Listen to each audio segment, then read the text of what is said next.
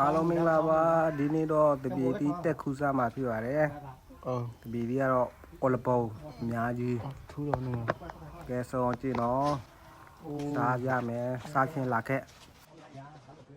我们大家这个没得洗，哎妈的，这这里好有的，有个啥汤里的哦，对啊有，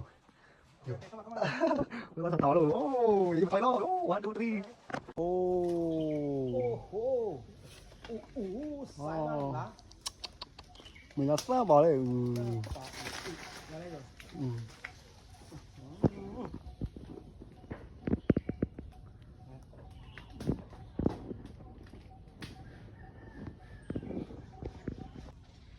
ตามละสาเจ้ามาละดีดีดีดีကောင်းပြီရောဘာလဲမကောင်းနေရ搞不，တောင်းแล้วไปแต่ชุดพันหมูต้อง